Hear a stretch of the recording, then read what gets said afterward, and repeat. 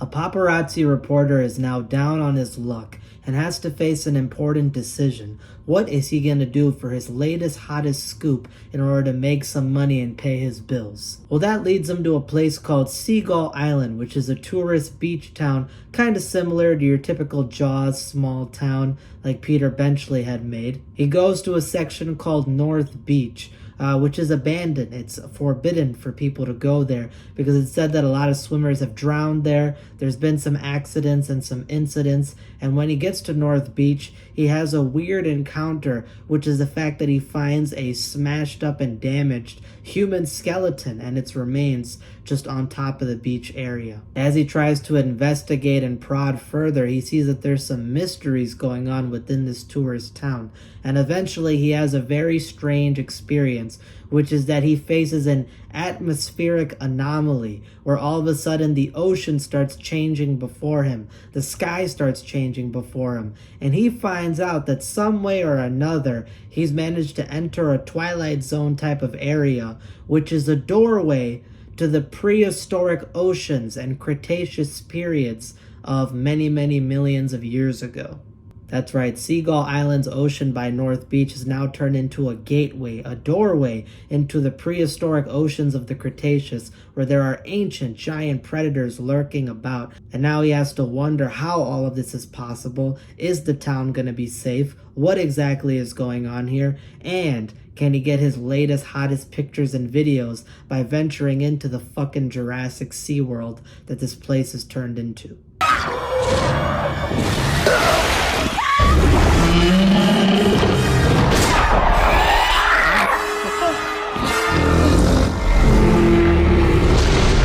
That is the wild premise of this novella, and of course this novella is by none other than one of my favorite horror authors, as I've mentioned many different times, a guy who is amazing with creature features, who has great descriptions of gore and violence and visualizations of cool settings, cool creatures, and just overall a real horror fan at his heart, and that is Tim Curran.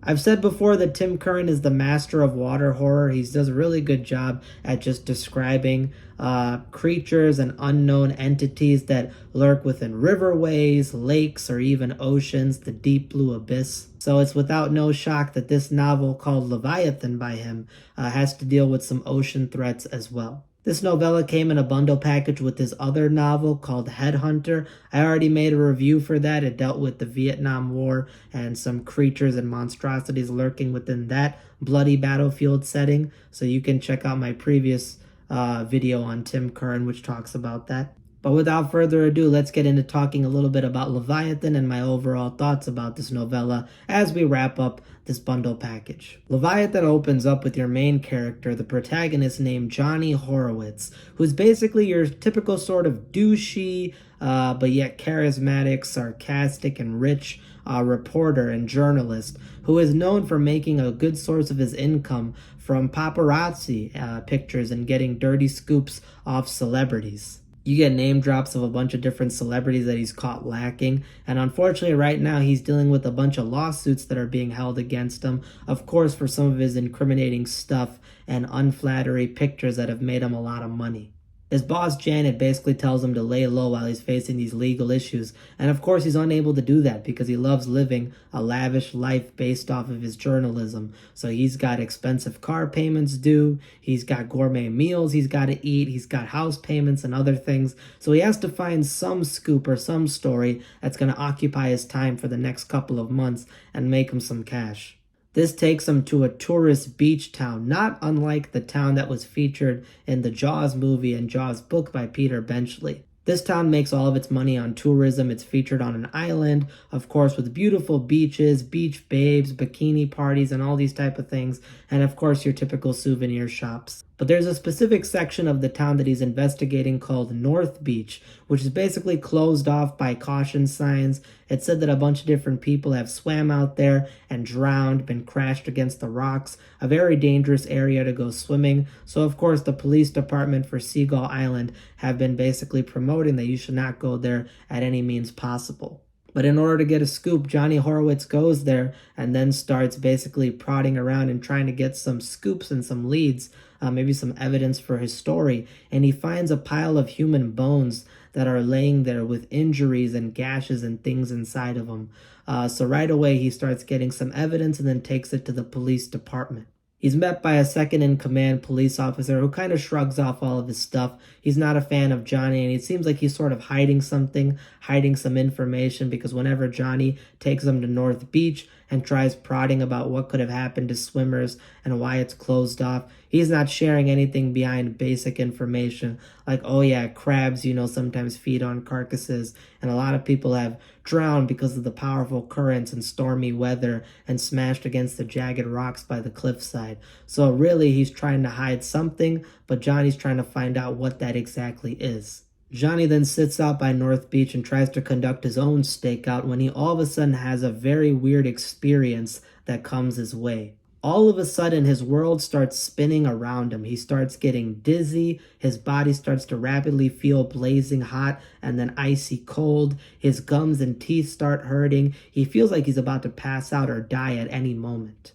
And when he opens up his eyes, he sees something very strange. He sees that the world and environment and reality around him, around this North Beach, has now completely shifted. The air is now humid and hot and wet and moist. There's a mist over the ocean. The ocean has now turned a pea green color, and the sky in front of him has turned completely yellow, bleeding into pink, with a blood red horizon all the way at the end. He's completely shocked by this abrupt transformation, and he sees 40 feet out across from the shore that the water starts boiling and churning and rapidly smashing against each other as if cross currents are hitting. And next thing you know, he sees that it's not cross currents. It's actually a large, pitch black, seal-like skinned 15 to 20 foot porpoise-like creature that is getting attacked by some unknown predator beneath the waves. He then sees blood filling up the water and churning up foam, and he sees these giant blood spouts shooting out 10 feet either way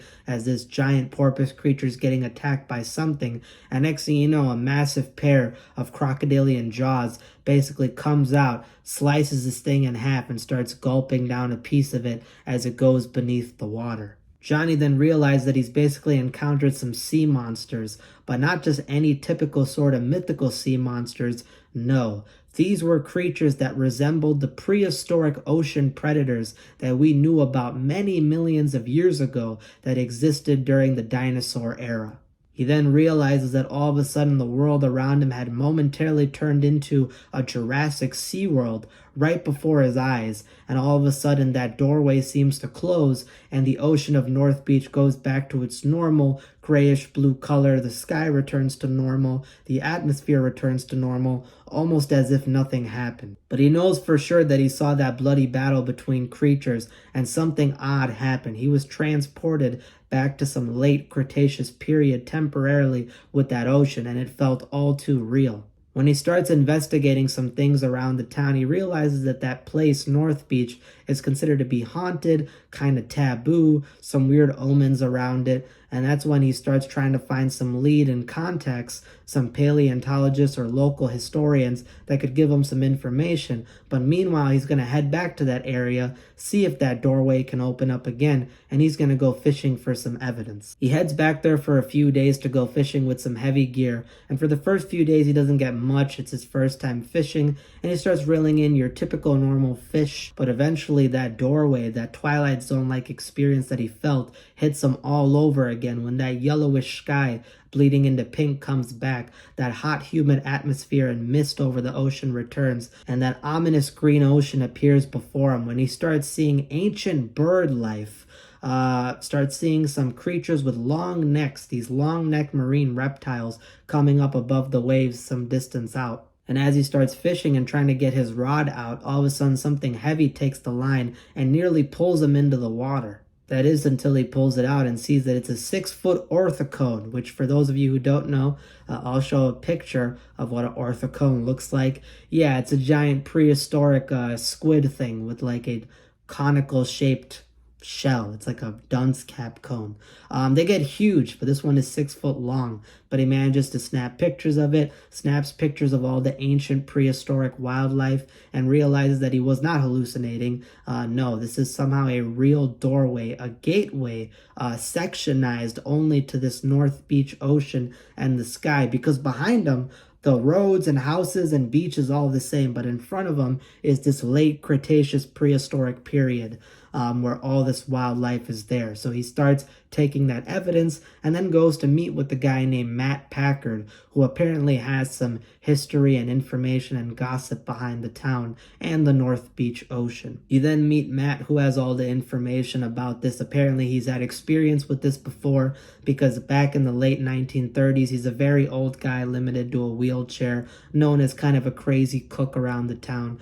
But when he explains his story on his 12th birthday, he was spending time with his family out by North Beach having amazing fun. And next thing you know, the doorway to this Cretaceous period had opened up in the ocean, and some gigantic creature, a predator of immense size, had come out and basically killed 16 members of his family, while him and his remaining friends had basically ran away, haunted by the memories of it. And now he's the only living survivor of that event still left.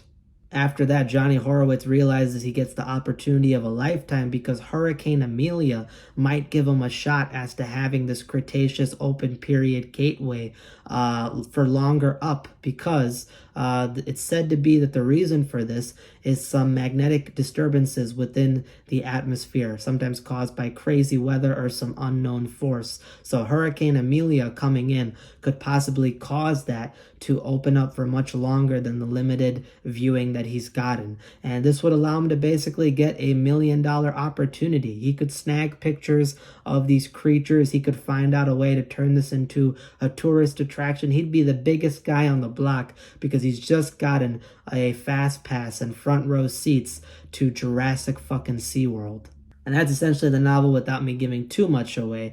Overall, this was a pretty good story. I enjoyed it. I'd probably give it a 7.6 out of 10. Tim Curran does a fantastic job with describing the setting. I love that Twilight Zone reality warp that happens, and you see the beautiful setting of the yellow sky bleeding into pink, the pea green ocean, and the various different horrific wildlife and prehistoric predators that were out there. The story is also well structured. The previous novel, Headhunter, that's sometimes in a bundle package with this one, that one was sort of disorganized and all over the place. It sort of lost focus. This one was a streamlined story, always kept on track. And I like the foundation to it, that tourist beach town Jaws type of setting.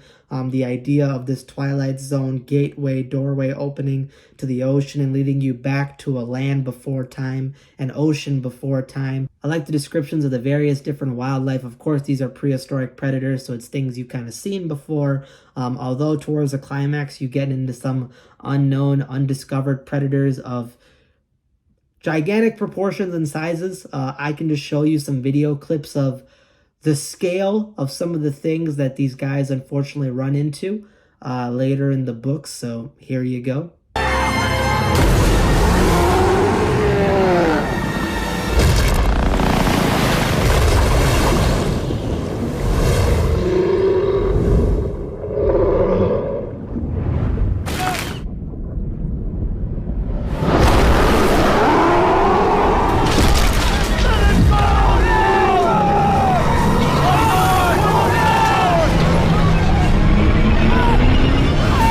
Yeah, it's definitely on some Jurassic World shit, no doubt about that.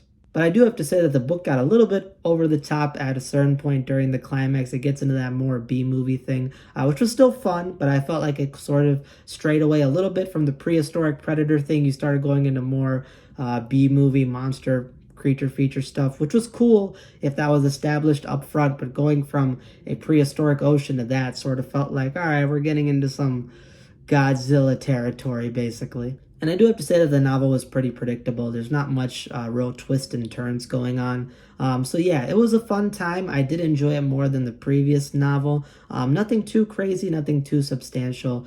But yeah, I had fun with it, so I would recommend you guys check it out. If you want something to just turn off your brain and feel like a popcorn movie to watch or read, in this case read, but if this was a movie, it would be a popcorn movie to watch.